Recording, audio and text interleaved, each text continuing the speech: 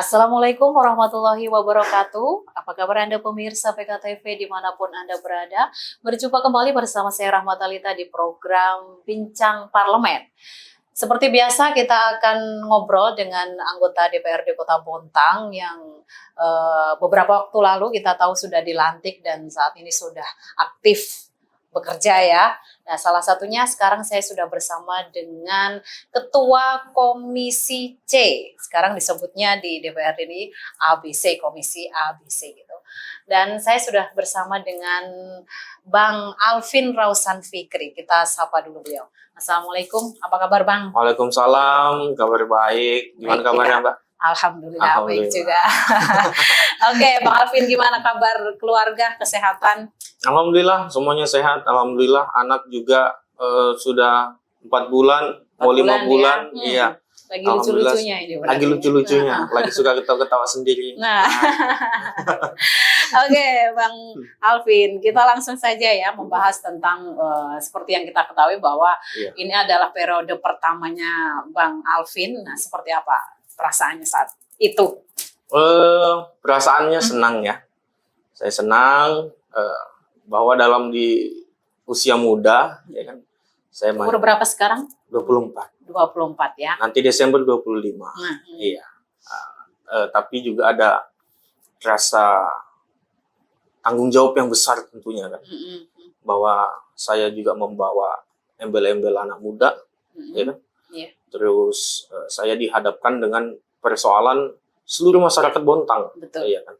Jadi ada beban juga, ada tanggung jawab. Namun artinya itu bukan membatasi saya untuk berbuat banyak. Karena prinsip saya adalah orang yang bermanfaat, menjadi orang yang bermanfaat. Nah, sehingga saya mengambil langkah ini untuk lebih banyak bermanfaat ke masyarakat Bontang. Oke, saat itu Bang Alvin, apa yang membuat seorang Bang Alvin ini harus saya sepertinya harus jadi anggota DPRD? Apa yang melatar belakang? Iya, jadi saya cerita dari awal ya, flashback ya. Jadi saya dulu kelas 1 SMA. Saya 2015 waktu itu masih. Di Bontang ya? Di Bontang. Saya kelas 1 SMA, kebetulan orang tua saya ikut terlibat dalam politik praktis pada saat itu, Pilkada 2015. Dan saya dalam usia 15 tahun, itu selalu ikut orang tua dalam dalam kontestasi pilkada politik praktis pada saat itu kan. Karena salah satu tim waktu itu di Paslon. Jadi saya ikut, walaupun saya sekolah, saya pulang jam 5 pagi, saya pulang jam 4 pagi sampai ditelepon mama di rumah kan. Gimana besok sekolah nih gitu ya kan. Ikut-ikut terus bapakmu gitu. Tapi itu sebuah proses juga ya kan. Sebuah pembelajaran tapi juga yang banyak. Tapi itu memang dari seorang Bang Alvin yang memang mau ikut atau diajak bapak ini? Saya aja yang mau ikut emang. Nah, karena memang saya dari kecil kan suka ngikut-ngikut bapak kemana. Dalam pekerjaannya bapak saya sering ikut. Jadi ya memang saya ikut terus gitu kan. Nah, sampai akhirnya dari politik praktis pada saat itu saya kok merasa kayaknya passion saya di sini nih kayaknya gitu kan. Saya ingin dari juga 15 tahun itu ya. Saya juga ingin deh untuk bermanfaat untuk masyarakat. Terus saya gabunglah dulu di organisasi-organisasi sekolah kan, OSIS lah. Terus ada dulu Green Generation. Terus saya bergabung juga di Paskibraka. Itu kan dalam perjalanan itu akhirnya saya ikut dalam berbagai organisasi kan. Lama-kelamaan nyaman gitu kan, enak nih gitu. Terus akhirnya saya pilih jalan politik untuk mengabdi ke masyarakat. Walaupun memang banyak jalan-jalan lain, tapi saya pikir kayaknya lewat jalur politik kayaknya lebih banyak jalannya untuk membantu masyarakat. Oke, Bang Alvin, kalau kita ketahui kan kuliah dulu ya saat itu. Ada kuliah dulu atau? Saya kuliah dulu. Sudah lulus kuliah? Sudah. Baru saat kuliah itu apakah juga ada keinginan untuk tetap mempertahankan ingin menjadi anggota dewan atau pas terakhir-terakhir ini karena ada kontestasi politik saat itu, pencalekan itu? Saya sebenarnya sudah punya keinginan ini sejak 15 tahun itu. Tapi kenapa harus kuliah dulu saat itu ya? Saya kuliah ya menambah Tambah ilmu dulu wawasan, ya kan, menambah ilmu. Saya juga di kuliah, tapi saya batasi organisasi. Saya nggak ikut organisasi internal kampus maupun eksternal kampus. Karena saya kuliah sambil bantu orang tua saya berbisnis.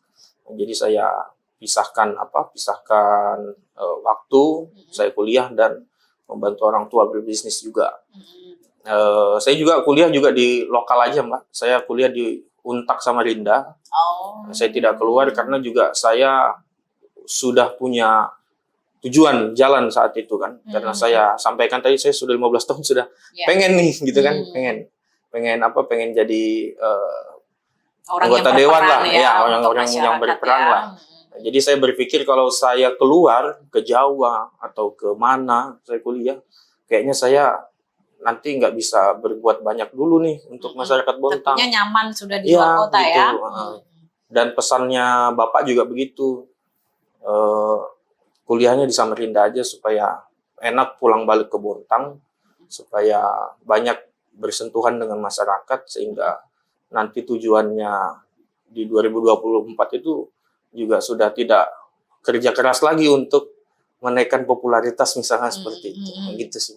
Oke. Berarti memang sudah dari jauh-jauh hari sudah ada planning memang ya untuk kapan duduknya dan direncanakan memang di 2024 iya Mbak. Ya. Jadi 2019 itu waktu pileg itu sudah ada yang menawarkan diri. Nah, saya kan lulus SMA 2018. 2019 sudah ada sasal partai yang datang untuk mengajak. Tapi saya dengan orang tua ya, walaupun bagaimanapun saya juga butuh ilmu dulu ya. Itu yang pertama, saya butuh ilmu. Terus tidak terlepas juga atas nama besar orang tua saya juga kan. Saya tidak bisa pungkirin itu, dan saya juga bangga lah gitu kan, bahwa berarti orang tuanya sukses gitu. Berarti orang tuanya baik. Kalau orang tuanya tidak baik, berarti nggak ada yang mau pilih dong anaknya gitu ya kan.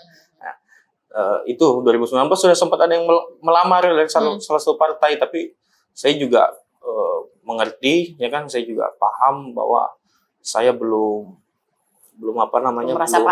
merasa pantas di sana, sehingga saya tahan, saya tolak, dan saya lebih baik rela menunggu 5 tahun untuk mencari wawasan dan ilmu. Baik, dari seorang Bang Alvin sendiri, apa yang sudah dipersiapkan ini? Karena kan memang sudah jauh-jauh hari ya, planningnya untuk di 2024 nanti mencalonkan gitu. Apa yang sudah dipersiapkan? Apakah belajar politik atau mungkin menambah ilmu tentang bagaimana duduk di kursi dewan? Ya, saya isi Mbak ya, saya isi dengan banyak literasi, baca buku. Walaupun buku-bukunya ya juga nggak terlalu banyak lah saya baca, tapi yang jelaskan saya, yang penting mau baca buku dulu lah gitu. Saya baca buku tokoh-tokoh ya kan. Terus saya perbanyak melihat, atau tontonan saya itu kan, saya nggak seperti anak-anak muda biasanya juga. Saya tontonannya yang politik-politik gitu kan. Biasa kan anak-anak muda itu anak-anak muda kan sekarang kan gitu. Gadget, nontonnya main game. Saya main game itu jujur aja Mbak, saya main game itu paling saya install game itu di HP itu nggak nyampe seminggu. Paling 3 hari saya hapus lagi. 3 hari saya hapus lagi. Jadi saya nggak terlalu doyan lah. Nah, jadi saya juga memang dari kecil saya suka tontonan-tontonan yang seperti itu. Suka tontonan yang sejarah, saya suka tontonan yang berita tentang pemerintahan gitu kan. Nah, jadi apalagi pada saat 5 tahun ke belakang, saya memang banyak lebih fokus ke situ. Terus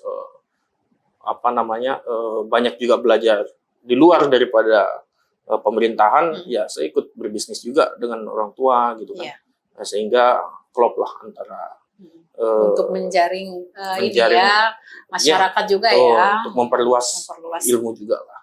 Ya, tapi saya akui saya juga masih banyak kekurangan lah sekarang gitu kan. Yang namanya manusia. Betul. Gitu. Oke, Bang Alvin, kalau dari kuliahnya sendiri nyambung nggak ini dengan mungkin dari pekerjaan Bapak atau mungkin dengan ilmu pemerintahan sekarang ini? Ya, kalau untuk disiplin ilmu ya saya lari sebenarnya. Oh Karena ya. saya komisi C kan kebanyakan di berhubungan dengan PUPR, Infrastruktur dengan ya. infrastruktur, terus Perkim, LH dan lain-lain. Tapi saya kira masih ada sambung-sambungannya lah. Masih ada Karena ya. semua OPD ini kan tentunya ada juga ada juga dasar-dasar hukumnya di situ. Ada juga hukum-hukum yang tidak bisa dia langgar. Sehingga disiplin ilmu saya sebagai sarjana hukum tentunya masih ada korelasinya walaupun sedikit. Tetapi bagaimanapun juga ini amanah dari masyarakat dan partai menugaskan saya di Komisi C, ya saya harus laksanakan itu dengan baik. Saya harus laksanakan juga dengan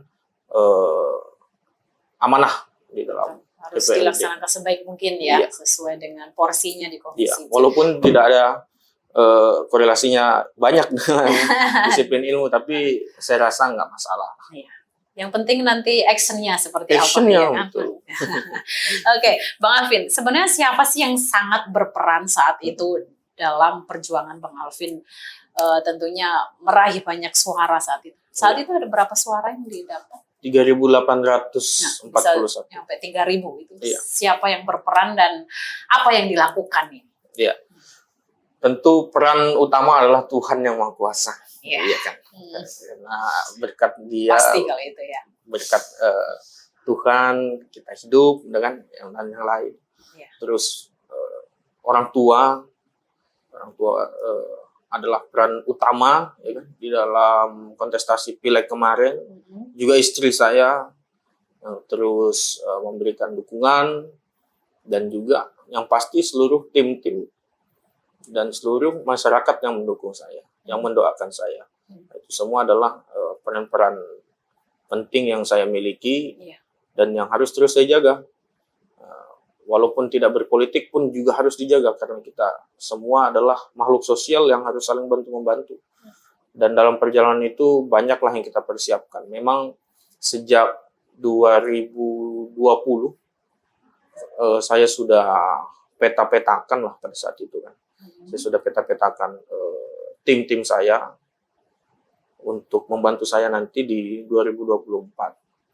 Nah, karena pada saat itu saya belum menentukan juga daerah pilihan mana yang saya mau pilih untuk maju di kontestasi politik, karena saya domisili di Bontang Utara, Mbak. Ya. Nah, Tapi tetapi saya berpikir di akhirnya Bontang maju Selatan di ya? Bontang Selatan. Nah, itu semua karena juga ada hitung-hitungan kami, ya kan, salah satunya banyak karyawan dan ex karyawan di perusahaan kami itu yang berdomisili di Bontang Selatan. Ya. Nah, saya kira itu kan juga adalah modal utama Betul. bagi kami ya dalam meraih suara. Kalau kita punya karyawan saja anggaplah 200, kalau mereka bersuami istri sudah 400, lumayan tuh. Yeah. Kalau kita kalikan 3, 4 kan sudah banyak, belum keluarga dan teman-teman yang lain.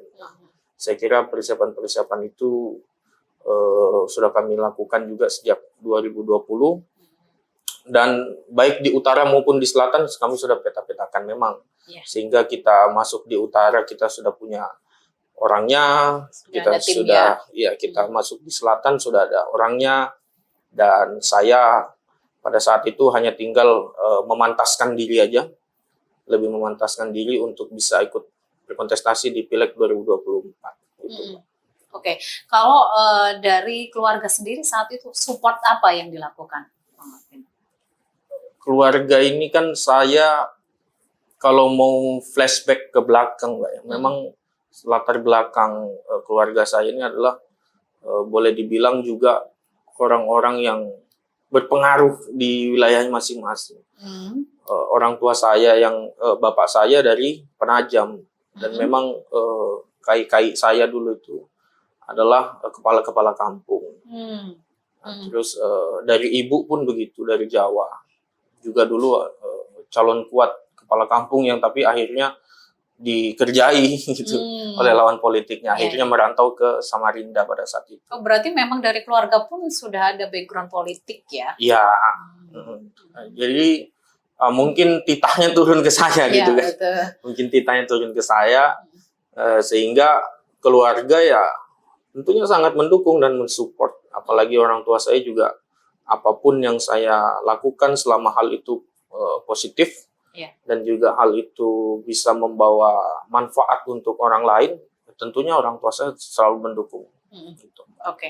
Dengan persiapan yang kita ketahui bahwa sudah dari 2020 bahkan dari umur 15 tahun ini ya Bang Alvin ya. Sudah diimpi-impikan. Nah, sudah diimpikan dan akhirnya terwujud gitu ya Bang Alvin. Sebenarnya saat berjuang meraih suara ya sebanyak-banyaknya itu, berapa target saat itu yang diinginkan dan berapa yang akhirnya dapat? Tadi kan 3 ribuannya. Targetnya sebenarnya berapa? Target kami sebenarnya sebanyak-banyaknya.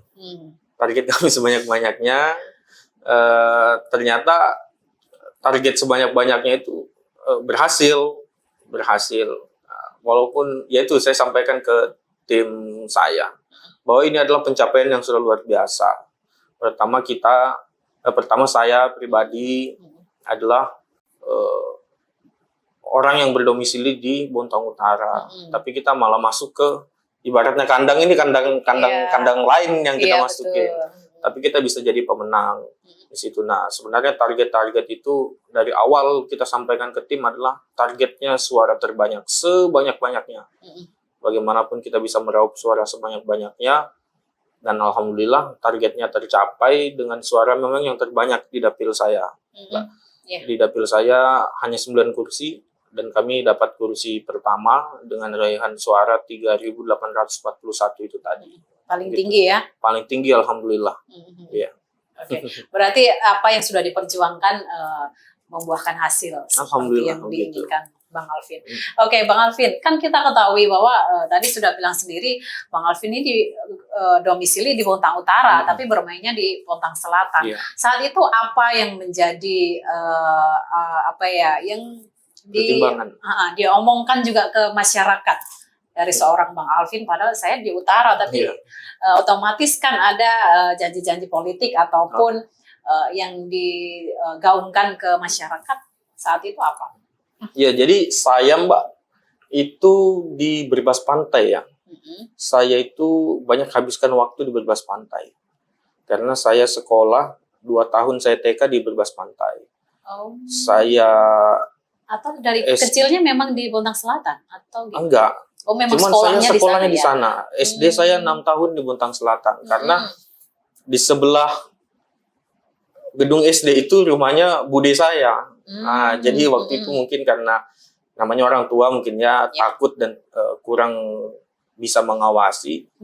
Jadi saya disekolahkan di SD 003 Berbas Pantai. Nah, SD 003 Berbas Pantai itu bersamaan dengan SD 010 Berbas Pantai. Nah, bude saya SD di SD 010. Nah, jadi saya banyak menghabiskan waktu lah. Kalau kita 2 tahun, 6 tahun, berarti 8 tahun saya sekolah di Berbas Pantai. Nah, jadi saya juga dari kecil banyak bermain di Berbas Pantai. Tentunya juga saya paham bagaimana karakteristik gitu kan orang-orang di situ, orang-orang di sana, dan juga wilayah-wilayah yang saya dari kecil jalan-jalan ya kan, jalan tikusnya tuh. Nah, saya insya Allah hafal Terus saya juga dari kecil dulu kalau ditinggal orang tua kerja atau ditinggal ke Samarinda oleh orang tua, saya dititipnya di situ di rumah bude saya. Nah, jadi memang saya hidup dan dibesarkan di Berbas Pantai juga dulu. Justru sama bude ya? Justru sama bude juga gitu. Nah, jadi memang banyak saya hidup di sana, tapi setelah itu SMP saya sudah nggak di Berbas lagi lah gitu. Saya pindah tempat lain gitu. Oke. Kalau bisa diceritakan Bang Alvin background sekolahnya saat itu sampai akhirnya kuliah di Samarinda ya? Ya, saya TK di Islam Kartini di Berbas Pantai dan masih ada Mbak sampai sekarang. Kemarin mungkin seminggu lebih yang lalu saya sosialisasi dengan paslon, ternyata masih ada sekolah TK saya ya, dan gurunya juga masih ada ternyata. Alhamdulillah dan ketemu. Guru saat itu ya? Ya, guru saat itu masih ada. Salam-salaman lah gitu kan. Terus SD saya SD 003 Berbas Pantai dan guru-gurunya juga masih banyak. Dan alhamdulillah ada juga yang milih saya karena kebanggaannya kan mungkin ya, karena ini anak murid saya gitu kan. Jadi banyak guru-guru saya juga yang memilih saya dan teman-teman sekolah. Terus saya lulus 2012, ya 2012 saya lanjut di SMP habis. Di SMP habis sampai 2015 saya lulus. 2015 saya lanjut sekolah di SMA Negeri 3 Bontang. Ya. Mungkin pertanyaannya kayak agak-agak aneh, kenapa di SMA 3 gitu dulu kan. Cuman karena di SMA 3 dulu itu kakak saya di sana. Nah, jadi saya ini sama kakak saya, Mbak, saya nggak pernah pisah sekolah. Oh, jadi ngikutin kakaknya di Iya. mana sekolah, di situ Iya. ada adiknya ya? Dari TK sampai saya SMA, sampai kuliah. Oh. Nah, akhirnya saya kuliah di Universitas 17 Agustus Samarinda, lulus saya 2022. Nah, saya tidak pernah pisah sama kakak gitu. saya, iya. Saya di SMA 3, tapi memang ya dulu ya, dan saya tidak malu untuk mengakui itu sekolah saya. Dulu sekolah saya itu terkenal dengan tanda kutip, ya kan? Di SMA 3. Nah, kita semua mungkin tahu lah SMA 3 dulu seperti apa gitu kan. Tapi saya alhamdulillah punya kemauan itu kan, Pak. Tadi saya sampaikan saya bergabung dengan OSIS. Alhamdulillah saya waktu itu terpilih ketua OSIS. Saya sampaikan semuanya, ya? Saya sampaikan bahwa sekolah kita tidak boleh lagi dianggap sebagai sekolah yang rendah. Kan kita mulai dari mana? Saya bilang karena kita semua basicnya adalah pecinta olahraga kan, futsal. Ayo kita mulai dari futsalnya dulu. Kita mulai dulu dari olahraga. Kita mulai dari internal kita dulu. Akhirnya sekolah-sekolah kami bisa berprestasi, dan pada saat saya sampai lulus bisa torehkan ya alhamdulillah 11 piala di SMA 3, dan akhirnya sampai sekarang masih berkelanjutan, terus juara ya, dan terus mampu bersaing, Mbak, mampu bersaing ya, entah walaupun sampai semifinal itu sudah prestasi yang luar biasa. Ya, juara 3, ya juara 2, juara 1, alhamdulillah. Kita bisa torehkan prestasi dan alhamdulillah berkelanjutan sampai sekarang. Oke. Kalau dari ceritanya Bang Alvin bahwa saat kampanye saat itu ya, itu banyak tim yang memang membantu Bang Alvin. Namun saat itu apa yang membuat sebuah kendala dari seorang Bang Alvin saat mungkin turun ke lapangan, atau dari masyarakat sendiri yang seperti apa gitu? Iya. Kendala saya nggak begitu, apa ya, bahasa pasnya gimana ya? Kendala mungkin pasti ada lah, ada kendala pastilah ya kan. Cuman kadang-kadang ya namanya kita baru bergabung lah ya dengan partai politik, kita baru terjun langsung di pencalekan, di pemilihan. Tentunya rasanya beda dengan hanya kita mengikut-ikut saja di dalam politik praktis ya kan. Jadi ada masih rasa-rasa canggung, malu atau apa yang mau disampaikan gitu kan. Tapi dengan berjalannya waktu ya alhamdulillah sudah terbiasa pada saat itu kan. Dan juga saya rasa paling itu aja sih, Mbak. Ya paling mungkin sosialisasinya kali ya. Sosialisasi itu awal-awal lah masih agak tidak terbiasa. Terus kendala-kendalanya agak sulit memapping wilayah-wilayah yang tidak kita pahami betul medannya gitu kan. Mungkin itu juga menjadi kendala kita. Bagaimana kita cara masuk ke sana untuk meraih suara. Mungkin seperti itu kendala-kendala kecil lah yang alhamdulillah bisa kita atasi semua. Berarti itu lebih dari diri Bang Alvin sendiri ya? Oke, Bang Alvin, melihat Bontang Selatan kan cukup luas juga ya. Saat itu apa yang menjadi keinginan dari Bang Alvin, kok ya sudah saya pokoknya harus di selatan gitu? Iya, selain tadi karena modal ex karyawan dan karyawan di sana ya. Terus latar belakang sekolah juga yang banyak di sana. Saya juga melihat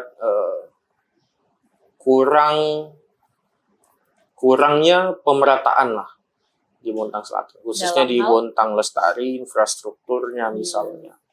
Ya kan, kalau kita melihat di Bontang Lestari ini sepanjang Jalan Soekarno-Hatta masih sangat gelap gulita, sehingga mengundang para pelaku kejahatan, kriminalitas, ya kan? Iya.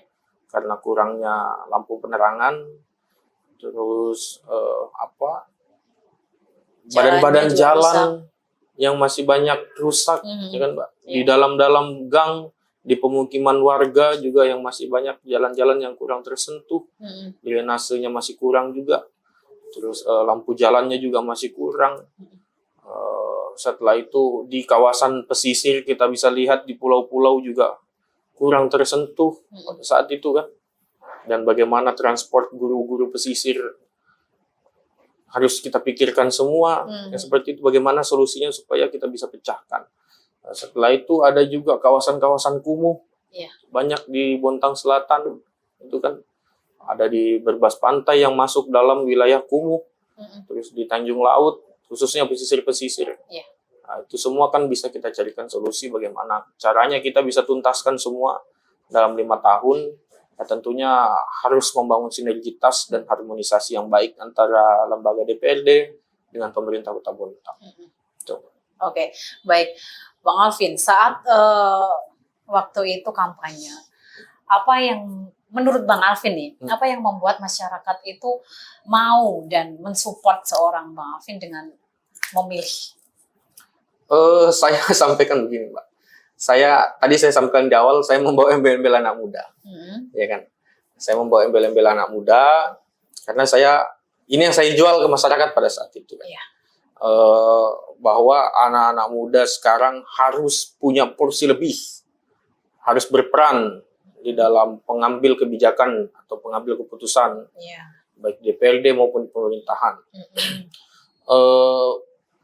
Proporsional pemilih kita pada saat Pileg kemarin atau Pesta Demokrasi pada saat Februari lalu itu ada di sekitar 52% pemilih pemula pada saat itu, atau pemilih Gen Z dan milenial. Iya. Ya kan. Nah, begitupun di Bontang juga yang angka pemilihnya sangat tinggi.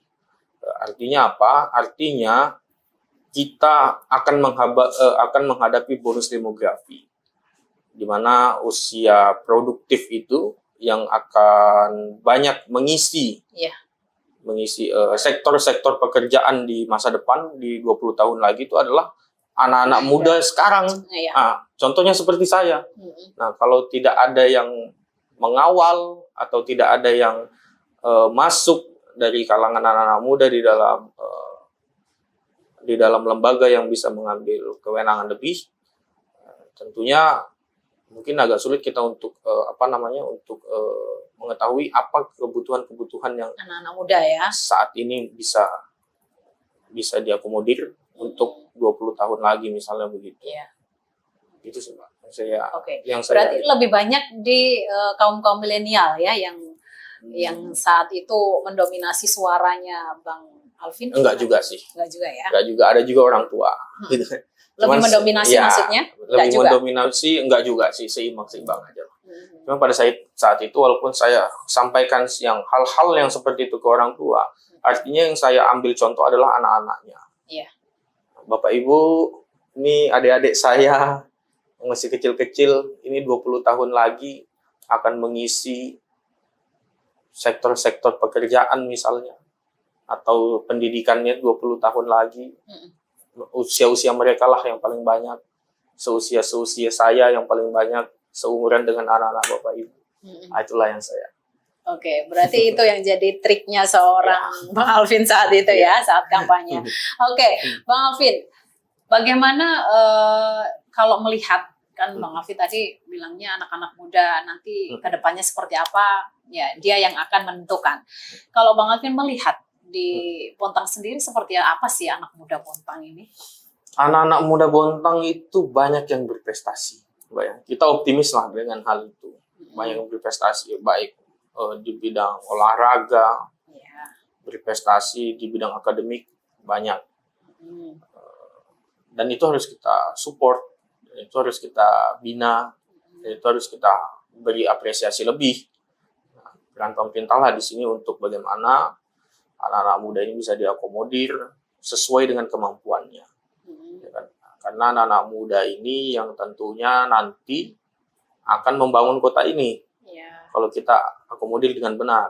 Tapi kalau kita tidak berikan apresiasi yang lebih, kita tidak pandai merawat dan menjaga anak-anak muda yang berprestasi ini mulai sekarang, besar kemungkinan mereka akan keluar dan akan membangun daerah lain, bahkan negara lain yang akan dia bangun. Nah, tentunya memang peran-peran strategis seperti ini yang harus kita terus dorong ke pemerintah, supaya bagaimana anak-anak lokal bisa kita berdayakan. Seperti itu. Oke, apa yang akan dilakukan seorang Bang Alvin? Ya tentunya itu tadi. Kan punya kewenangan nih di DPRD. Apa yang akan dilakukan? Memperjuangkan mereka.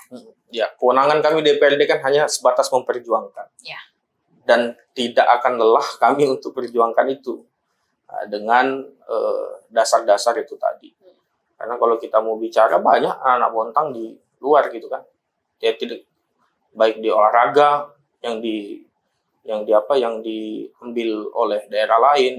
Ada teman-teman saya juga yang ikut malah KONI dari kota lain, ya kan? Karena dibilang di sini saya nggak dihargain, dibilang itu. Nah ini kan jadi catatan penting. Betul. Padahal waktu SMA dia sudah ikut PON saat itu, sudah ikut PON. Nah ini yang harus kita jaga. Terus juga di tenaga kerja misalnya, ya kan? Banyak juga tenaga kerja kita yang masih muda sudah berprestasi gitu kan. Di perusahaan saya dulu banyak ex karyawan kami itu yang ke Papua, ke Cilegon, ke Sumatera, masih muda, dan mereka dipakai semua gitu, dan bahkan sudah sampai naik taraf gitu, naik kelas di sana. Nah, saya kira hal-hal yang begini yang terus kita rawat gitu loh. Dan saya juga menitip pesan juga sebenarnya ke anak-anak muda bahwa pemerintah sudah siapkan gitu kan regulasi bahwa 75% tenaga kerja lokal gitu kan. Namun anak-anak muda kita ini, teman-teman semua juga harus mengimbangi dengan attitude, dengan perilaku yang benar gitu kan. Karena kalau kita melihat kenapa masih banyak juga perusahaan yang mengambil tenaga kerja dari luar, ya kan? Ya kita juga harus berkaca dengan diri kita sendiri. Tapi tidak semua anak muda begitu ya. Tidak semua juga tenaga kerja lokal begitu. Dan ini perlu saya sampaikan, tidak semua. Ya nanti dianggap bahwa ada semua, gitu ya kan, bahwa semua. Ibaratnya di bold lah gitu kan. Nah, banyak juga tenaga kerja kita yang kadang sedikit nakal. Itu yang membuat jadi tidak terpakai lagi. Betul. Gitu ya. Jadi perusahaan trauma lah atau apa. Karena jadwal kerja disepakati jam 8, datang jam 9, datang jam 10, ada yang hanya isi absen. Nah, ini memang pahit, ya kan? Ini memang pahit yang harus kita sampaikan. Tapi ini adalah sebuah fakta yang harus kita terima semua. Bahwa harus dievaluasi ya. Betul. Nah, kalau kita memang betul-betul mau mengakomodir 75%, bahwa ayolah teman-teman kita berubahlah gitu kan. Kita datang tepat waktu, kerja yang benar gitu kan. Sehingga 75% ini bisa kita betul-betul perdayakan. Karena kita juga bingung kalau akhirnya kita perjuangkan, tapi yang diperjuangkan teman-teman yang tidak memiliki attitude dalam bekerja. Kan begitu. Tapi lagi-lagi saya katakan ya, tidak semua. Tidak semua. Tapi ada mungkin lebih ke waktu karyawannya Bang Alvin saat itu mungkin ya. Ada yang enggak juga itu, sih. Gitu ya? Ada, tapi kalau di tempat kami kan kami ya tegas juga gitu. Tegas juga ya. Kalau ada yang macam-macam selesai gitu aja. Karena kita bicara progres kan begitu. Bahwa kita ditarget oleh perusahaan untuk mengerjakan dalam sekian waktu. Nah, kalau artinya tidak ada yang memiliki progres, kalau ada karyawan yang tidak memiliki progres, ya buat apa kalau tidak ada produksi? Ya kan?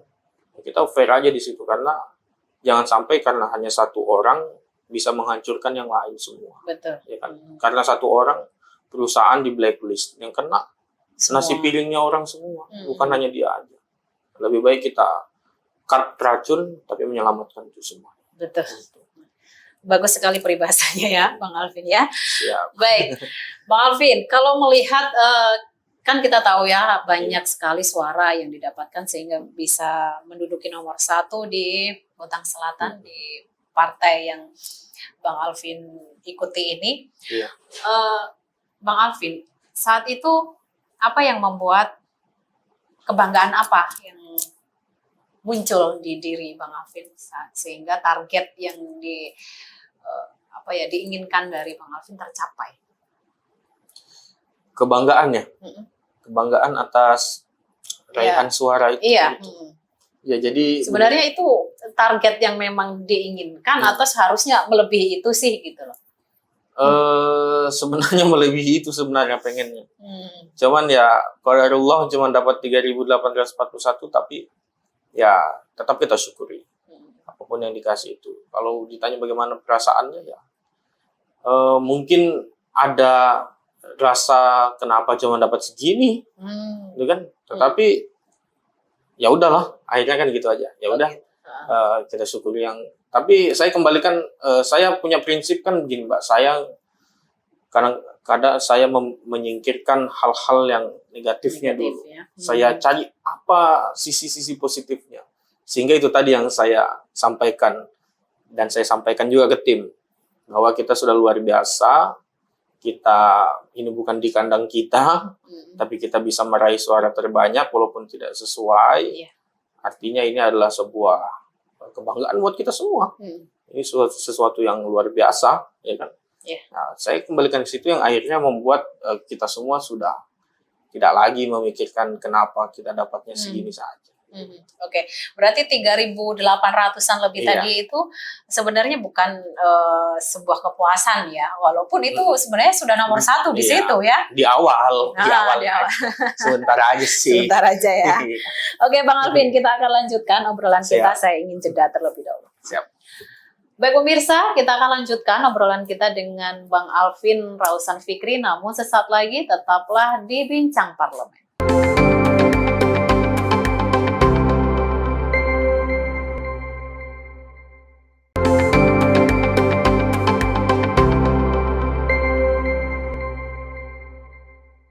Terima kasih pemirsa, masih bersama kami di Bincang Parlemen. Kita lanjutkan obrolan kita dengan Bang Alvin ya. Oke, Bang Alvin, kalau kita flashback kemarin ya, setelah dilantik, tentunya kan tidak semua orang ya seneng sama seorang Bang Alvin, apalagi background politiknya kan belum tahu juga seperti apa dan nantinya gimana kan nggak tahu juga. Sejauh ini ada nggak selentingan-selentingan yang sudah masuk ke Bang Alvin yang entah itu mengkritik, entah itu bisa nggak sih nanti Bang Alvin ini jadi anggota dewan gitu? Menyampaikan hate comment ya mungkin ada, tapi sepersekian persen aja lah kalau saya lihat ya. Ya tapi paling cuma kritik-kritik biasa, dan kebanyakan juga teman-teman biasa memberi masukan atau mengkritik langsung dan saya terima, gitu kan. Dan memang saya orangnya open aja terhadap kritik dan saran. Tetapi memang semenjak pencalekan ya, namanya biasa lah, hate comment kan. Mungkin dari yang merasa tersaingi mungkin atau gimana. Apalagi ya, dengan umur yang masih muda gitu. Nah, menyampaikan dia tuh masih muda, gini gitu. Ya, cuma prinsip saya itu aja, Mbak, tutup telinga aja, gitu kan. Ya nggak peduli lah, ya kita lihat aja nanti gitu kan. Buktinya aja. Buktinya aja. Saya kan nggak pernah juga menyinggung siapapun, tidak pernah menyerang siapapun. Kalaupun itu ada ke saya, ya saya santai aja sih kalau saya. Orangnya gitu aja sih, Mbak, santai aja, nggak mau terlalu nanggepin. Kadang-kadang kan media sosial tuh yang banyak gitu kan. Tapi alhamdulillah nggak ada sih media sosial gitu kan. Ya kalaupun juga ada ya saya orang cuek aja gitu. Oke. Karena kan kita tahu bahwa anggota dewan itu tentunya mengakomodir semua aspirasi masyarakat ya, terutama di dapilnya Bang Alvin yang ada di Bontang Selatan. Nah, pastinya hal-hal seperti itu kan akan muncul kalau tidak sesuai dengan keinginannya saat itu gitu. Apa yang jadi benteng seorang Bang Alvin ya terserah aja gitu ya. Iya, kalau saya kan gini juga, Mbak. Saya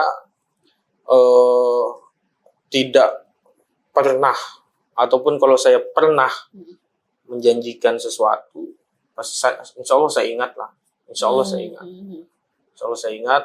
Tetapi pada saat masa-masa kampanye, seingat saya tidak menyampaikan. Saya lebih banyak mengedukasi politik bahwa tugas fungsi DPRD itu pengawasan, controlling, terus budgeting. Iya. Ya kan.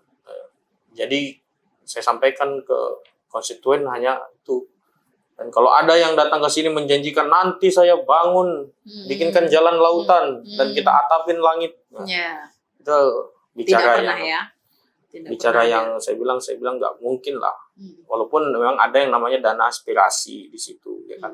Dan insya Allah akan kita akan kita penuhi aspirasi masyarakat ketika saya duduk gitu kan. Tapi saya juga selama kampanye kayaknya hanya jarang saya sosialisasi, menjanjikan ya. macam-macam Dan ya. jarang juga, saya hanya beberapa titik aja kayaknya.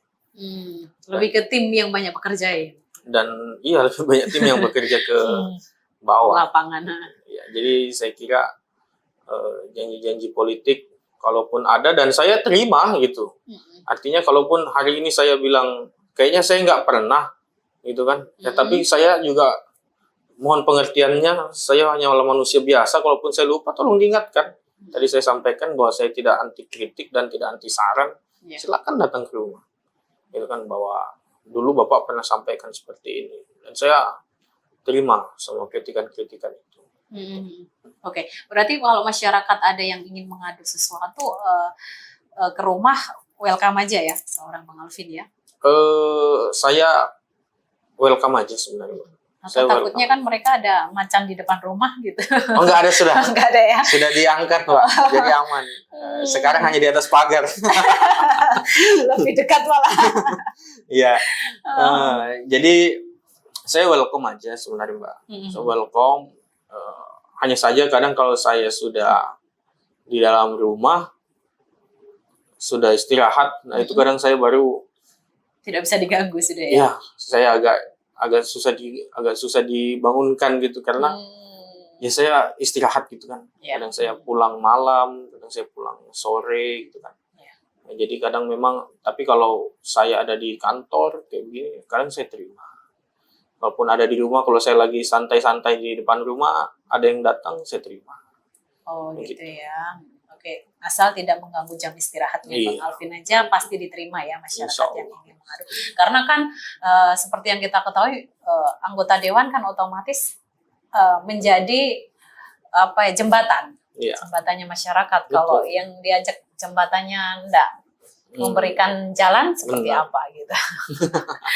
Oke, Bang Alvin, semua orang yang sudah memilih Bang Alvin itu buat seorang Bang Alvin, apakah itu tanggung jawab atau ya kan sudah memilih saya? Bukan hanya yang memilih, yang tidak memilih pun menjadi tanggung jawab kita semua, karena semua adalah masyarakat kita. Namun yang memilih kita ya tentunya ada prioritas di situ, ya kan. Namun dalam kemaslahatan masyarakat, atas nama masyarakat, semua adalah masyarakat kita. Masyarakat Bontang. Tentunya semua aspirasi, tentunya semua saran, semua masukan dan apapun segala bentuk macam aspirasinya atau masukan-masukannya tentunya harus kita terima. Nah, seperti itu. Iya, itu buat Bang Alvin tanggung jawab nggak sih orang-orang yang sudah memberikan kepercayaan kepada Bang Alvin? Ya, tanggung jawab. Jelas itu tanggung jawab. Tadi saya sudah sampaikan di awal bahwa ada tanggung jawab dan beban moral yang besar. Saya dipilih oleh rakyat, sehingga saya memang harus betul-betul menjaga diri dan berhati-hati, karena setiap langkah-langkah ke depan ini adalah yang saya bawa adalah masyarakat Bontang, khususnya di dapil saya. Iya. Gitu. Oke. Kalau melihat Bang Alvin sekarang kan jadi ketua nih di Komisi 3, tentunya apa yang Komisi C. Komisi C ya, Komisi C maaf. Apa yang waktu dekat ini, apa yang akan dilakukan seorang Bang Alvin dengan tim Komisi C? Jadi di perubahan tatib diubah penamaan komisi dari sebelumnya 1, 2, dan 3 jadi A, B, dan C. Komisi C ini komisi cakep kalau kita bilang di internal. Oke, anggotanya cakep-cakep gitu ya. Iya. Oke, siapa dulu ketuanya? Komisi C ini alhamdulillah kita tergabung 7 orang. Pak Muhammad Sahib atau biasa dikenal Bang Ibe, Iya. Kanda Ibe, wakil ketua saya. Terus Bang Joni Alapadang, sekretaris Komisi C. Terus ada Pak Yasir, ada Pak Sumardi, ada Pak Boni, sama ada Pak Semnalpa. Kami di Komisi C sudah tergabung 7 orang dan kita hampir semua orang-orang baru, Mbak. Dari ketujuh ini, cuman hanya Kak Yasir aja yang baru. Yang lainnya, yang lama. Yang 6-nya orang baru semua. Tapi alhamdulillah kita bisa, insya Allah bisa imbangi lah ya. Kita bisa imbangi dan kita semua sepakat bahwa di sini kita bekerja atas nama masyarakat Bontang. Kita bekerja semua untuk warga Kota Bontang. Walaupun kita berbeda warna dalam politik, walaupun kita berbeda dapil, tetapi pada prinsipnya kita sekarang bekerja untuk seluruh masyarakat Bontang. Dan kami baru ditetapkan tanggal berapa kemarin, 15 kalau nggak salah. Baru beberapa hari lalu baru beberapa hari lalu. Dan kita langsung rencanakan bekerja di internal, bahwa yang kita panggil dahulu adalah Dinas PUPR dengan Dinas Perkim. Kita sudah panggil Dinas PUPR dan Dinas Perkim dan sudah kita mintai keterangan progresnya seperti apa di sepanjang tahun 2024, dan memang masih banyak realisasi anggaran yang belum terserap oleh PUPR, dan ini kita push ke depan supaya dalam jangka waktu 1,5 bulan efektifnya bisa terselesaikan itu semua. Begitupun juga Dinas Perkim masih ada 42% kurang lebih realisasi anggaran fisik yang belum dilaksanakan. Tapi mereka komitmen dan mereka sampaikan bahwa mereka optimis untuk bisa menyelesaikan sampai targetnya 98% tercapai di Perkim. Dan tadi saya sudah lihat di draft atau data yang mereka suguhkan kepada kita Komisi C. Ya alhamdulillah banyak program-program yang mereka prioritaskan sudah berada di angka 50, 60, 70 bahkan sampai 80%. Artinya ya, kita hanya mengawasi bagaimana berjalannya OPD ini bisa betul-betul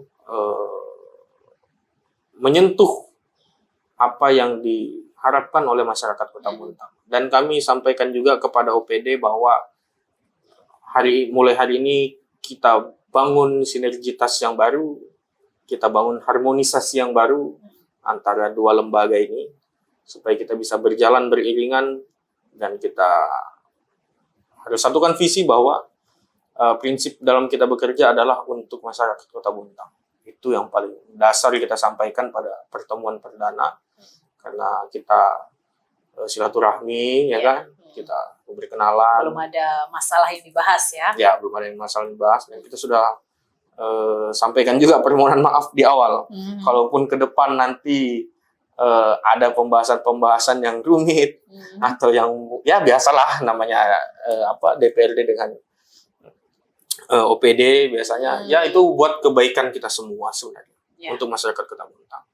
Itu yang sudah kita sampaikan, bahwa yang jelas prinsipnya adalah kita bekerja untuk masyarakat Kota Bontang. Harus dan pasti itu. Harus dan pasti. Oke, Bang Alvin, kalau melihat tugas di Komisi C tentunya kan lebih ke fisik ya, yang diawasi maupun yang di lapangan. Menurut Bang Alvin ini di Bontang seperti apa sih pembangunan yang sudah berjalan ini? Ya, tadi saya sudah sampaikan juga. Saya sudah sampaikan ke Dinas PUPR dan juga Dinas Perkim bahwa hal fundamental dalam pembangunan fisik kita sekarang di Bontang ini adalah perencanaan yang baik. Kalau kita jalan ke Jalan Suryanata atau kita biasa kenal Sendawar ya. Itu kan ada pengerjaan parit ya. itu. Culvert box-nya itu tinggi dari jalan. Mungkin naik sampai 20 cm. Sama yang di Parikesit juga begitu. Naik 30 cm. Iya. Akhirnya rumah masyarakat dibatasi dengan culvert box. Ya kan, dengan drainase itu. Iya. Sehingga apa? Masyarakat membuat jalan naik ke rumahnya di bahu jalan. Akhirnya jalan yang harusnya luas menjadi sempit karena ada jalan yang dibangun sendiri masyarakat, dibuat sendiri masyarakat karena culvert box-nya terlalu tinggi. Nah, itu saya kira perencanaan teknis seperti itu yang harus betul-betul diawasi oleh pemerintah. Yeah. Jangan sampai itu kita berhitung bagus, malah jalan semakin sempit. Contohnya seperti itu. Terus yang kedua, pengawasan juga di lapangan saya kira harus lebih betul-betul diawasi dengan ketat. Jadi saya dapat informasi dari teman-teman jurnalis, katanya ada turap yang tergerus karena galiannya itu diangkat ke atas, akhirnya turun. Nah, ini kan juga menjadi catatan juga untuk Dinas PUPR bahwa pengawasan di lapangan itu harus betul-betul ketat gitu loh. Supaya apa? Supaya tidak waktu yang sebentar kualitasnya sudah atau bangunannya sudah hancur lagi atau sudah rusak lagi, kan begitu. Nah, saya kira ini perlu dibenahi, dan juga dalam segmen safety dalam pekerjaan juga perlu kita tingkatkan di situ, karena kadang saya lihat hanya memakai baju kaos misalnya kan, terus tidak memakai sepatu misalnya, ya kan, dan materialnya itu hanya disimpan saja di bahu-bahu jalan. Ini kan sangat membahayakan sekali. Dan yang utamanya adalah sekarang masyarakat juga menyoroti waktu dalam pengerjaan proyek-proyek. Karena sudah mau habis waktunya, terutama di Cipto Mangunkusumo atau di Jalan Tembus yang sudah hampir setahun tidak selesai-selesai, dan itu menjadi sorotan masyarakat. Nah, ini tugas kita semua. Tadi saya sudah sampaikan juga ke PUPR dan Perkim. Ini tugas kita semua, bukan tugas Bapak dan bukan tugas kami, tapi ini tugas kita bersama. Bagaimana caranya kita carikan solusi untuk sama-sama kita selesaikan dalam waktu dekat. Oke. Kalau dari DPRD sendiri melihat pembangunan yang kan waktunya sudah mepet sekali ini ya, dan ternyata target masih di angka yang belum tentu bisa selesai saat itu. Apa yang dilakukan Dewan ini, terutama di Komisi C? Tadi kita sudah, yaitu apakah tadi kita akan turun lapangan juga tadi nanti? Tadi kita sudah panggil PUPR, ya kan, kita sudah push bagaimana mereka lagi yang akan mendorong perusahaannya supaya bisa cepat selesaikan itu. Dan kalau kita melihat nanti dalam waktu-waktu dekat tidak ada perubahan, ya kami akan sidak ke lapangan dan kita akan panggil kontraktornya, kita akan panggil juga di Dinas PUPR untuk menjelaskan bagaimana jalan keluarnya ini. Seperti itu. Karena memang sangat merugikan masyarakat. Sangat merugikan masyarakat. Melihat progres pembangunan maupun apapun yang dilakukan pemerintah yang sudah berjalan ini, sebagai anggota DPRD yang masih fresh nih, yang masih baru banget, bagaimana Bang Afil melihatnya? Pemerintah harus seperti apa sih? Saya rasa ya, pemerintah sekarang harus jeli, dan pemerintah harus bisa betul-betul menyerap aspirasi-aspirasi dan tidak anti kritik dengan pemerintah misalnya, dengan masyarakat, ya kan, dan mau mengakomodir pikiran-pikiran daripada masyarakat, sehingga kita bisa jalan bersama-sama. Bagaimana kita bisa majukan kota kita ini, bisa kita tumbuhkan kota ini. Dalam hal ini, kita harus bisa bersama-sama mengawasi segala bentuk pembangunan-pembangunan di kota ini yang tentunya harus berkualitas dan bisa kita gunakan dalam jangka waktu yang lama. Tidak hanya kita gunakan dalam waktu yang hanya 5 tahun, 10 tahun, sudah maintenance lagi. Iya. Ya kan? Bagaimana kita harus betul-betul konsen di sini, bagaimana kita harus bisa push kontraktor-kontraktor ini supaya bekerja sesuai dengan speknya misalnya, supaya bangunan-bangunan atau proyek-proyek yang dilaksanakan oleh pemerintah ini tidak lagi terkenal dengan proyek yang asal jadi misalnya. Saya kira hal-hal yang begitu harus mulai kita bangun. Dengan, kalau Bang Alvin sendiri, rencananya mau seperti apa dengan proyek-proyek yang seperti Bang Alvin bilang hanya asal jadi. Nah ini kontraktor harus seperti apa sih gitu loh? Ya, tentunya ya bekerja dengan profesional, ya kan, dengan profesional, dan kita akan terus kawal itu, ya kan. Kita sebagai lembaga pengawasan ya kita harus awasi dengan ketat seperti itu. Karena ya tidak semua juga ya kontraktor yang seperti itu, tidak semua juga. Namun kan terkadang ada beberapa yang memang seperti itu gitu loh. Karena, sengaja juga ya. Karena dulu saya sekolah di SMA 3, Mbak ya. Saya dulu itu waktu masih sekolah itu sering saya tendang-tendang dinding roboh. Saya tendang-tendang pagar lepas. Ya kan, ternyata tek-tekan lasnya itu hanya kayak semacam formalitas gitu. Nah, ini kan juga membahayakan buat anak sekolah, kan begitu. Apalagi itu lantai 2. Nah, kalau itu disender-senderin anak sekolah, jatuh ke bawah, yang kasihan gurunya gitu kan, jadi masalah. Gitu. Kasihan anaknya juga yang kasihan anaknya juga, yang lebih utama orang tuanya. Oke, Bang Alvin, kalau dalam waktu dekat nih di Komisi C sendiri apa yang akan dilakukan? Dalam waktu dekat kita akan dengarkan klarifikasi atau penyampaian dari OPD-OPD yang menjadi mitra kerja kita. Sudah sejauh mana realisasi anggarannya, sudah sejauh mana mereka bekerja untuk menyerap anggaran-anggaran, misalnya seperti itu.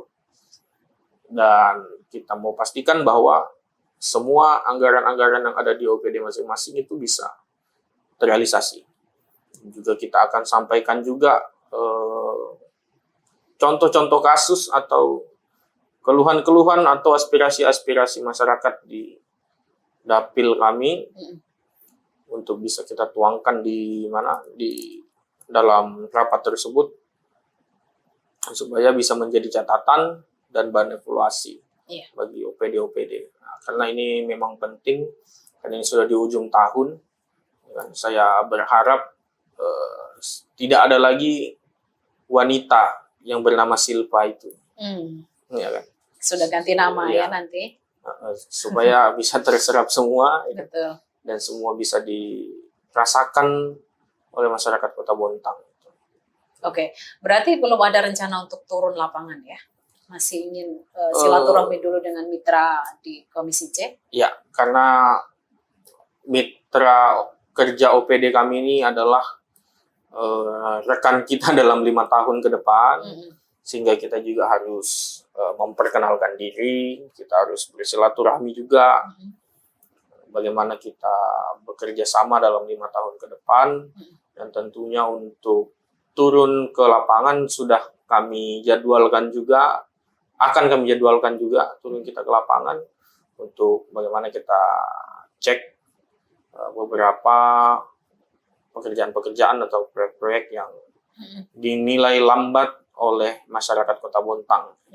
Karena kami hanya sebagai penyambung lidahnya masyarakat saja, kita akan cek dan kita minta keterangan nanti.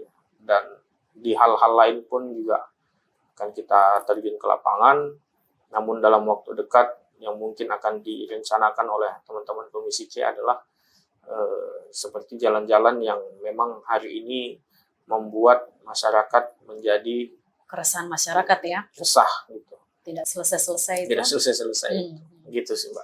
Oke, Bang Alvin, untuk harapannya sendiri bagi masyarakat Kota Bontang tentunya dengan adanya pemerintahan ataupun Komisi C sekarang ini yang digawangi seorang Bang Alvin, seperti apa? Ya, saya berharap masyarakat Kota Bontang juga menjadi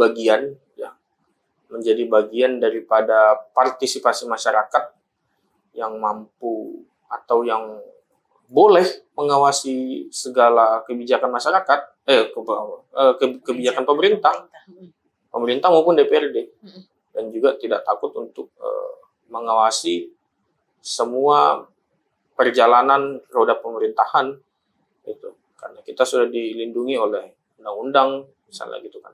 Yeah. Begitupun juga ke lembaga DPRD, dan saya berharap masyarakat Bontang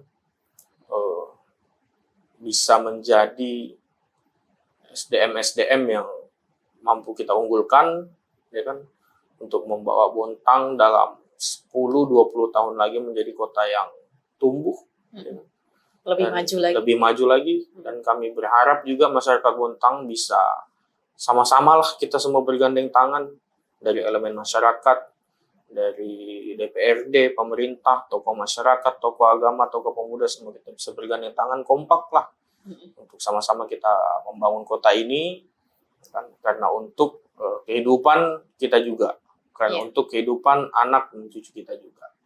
Saya berharap masyarakat Bontang ke depan bisa lebih cerdas juga, apalagi ini di momentum politik. Saya berharap masyarakat Bontang bisa betul-betul cerdas memilih ya. Cerdas memilih. Di dalam momentum politik ini saya berharap juga masyarakat bisa cerdas juga dalam memilah-milah berita yang tidak bisa dipertanggungjawabkan. Kita tidak tahu ada propaganda apa, isu-isu yang ditebarkan. Nah, saya berharap juga masyarakat Bontang bisa memilah berita-berita itu sehingga tidak gampang lah untuk terprovokasi ya. Nah, karena musim politik ini hanya 2 bulan aja. Kita sekarang efektifnya hanya 1 bulan aja. Setelah itu selesai. Setelah itu kita cari jalannya masing-masing, sudah seperti itu kan. Saya berharap masyarakat bisa cerdas memilih berita, karena kita tidak bisa pungkiri di zaman kita yang modern ini segala informasi hanya dalam satu genggaman. Betul. Oke, yang terakhir Bang Alvin. Iya. Setelah berjuang bertahun-tahun dan apa yang dicita-citakan terwujud menjadi anggota DPRD, Bang Alvin bangga nggak sih? Tentu saya bangga. Namun juga ada rasa-rasa ketakutan saya sebenarnya. Karena ini tanggung jawab yang besar, Mbak ya. Saya ada rasa-rasa ketakutan dalam mengemban amanah ini, karena pertanggungjawabannya bukan hanya di dunia. Betul.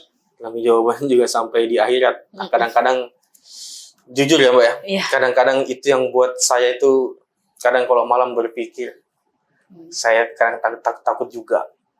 Nah, tetapi saya berprinsip Allah Maha melihat, ya kan? Dan itu bukan prinsip, dan itu memang benar. Gitu. Allah Maha melihat, Allah Maha tahu apa yang sudah saya lakukan selama saya niatnya benar dan saya sudah maksimal sebaik-baiknya untuk masyarakat Kota Bontang. Segala kekurangan saya hanya Allah yang tahu. Saya hanya berprinsip begitu, dan kebanggaan itu juga hanya untuk kebanggaan saya pribadi. Nah, kebanggaan ini tidak bisa juga saya banggakan kepada siapapun, karena selebihnya tanggung jawab ya. Selebihnya tanggung jawab. Dan itu akan dipertanggungjawabkan tadi di akhirat dan juga di dunia. Yang penting bekerja jujur. Yang penting bekerja, yang penting saya di jalan yang benar. Ya, itu hanya Allah aja yang tahu. Betul. Itu aja Mbak. Kadang-kadang ketakutan itu saya berpikir jangan sampai ketakutan ini yang akan membatasi pergerakan atau membatasi kerja-kerja saya. Betul, karena 5 tahun ke depan masih panjang. Masih panjang. Jangan sampai ini hanya godaan-godaan setan, Mbak. Betul. Iya kan? Karena Ketakutan, dari umur 25 harus ke 30 loh. Iya. Alvin. Maksud saya begini, Mbak. Jangan sampai ketakutan yang saya maksud. Ketakutan akhirnya saya tidak mau bekerja. Betul. Karena ketakutan saya tidak mau bergerak. Akhirnya yang tadinya itu aman harus dijalankan, tidak dijalankan. Nah, apakah ini godaan setan? Ya kan bisa jadi. Betul.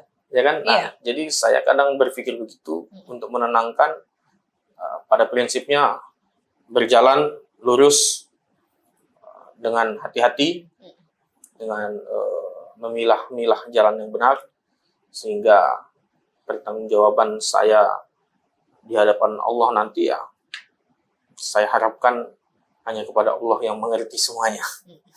Oke. Baik, Bang Alvin, semoga apa yang menjadi harapannya bisa terwujud ya, Bang Alvin ya, dan jangan sampai ada ketakutan karena mempertanggungjawabkan semuanya itu tidak mudah.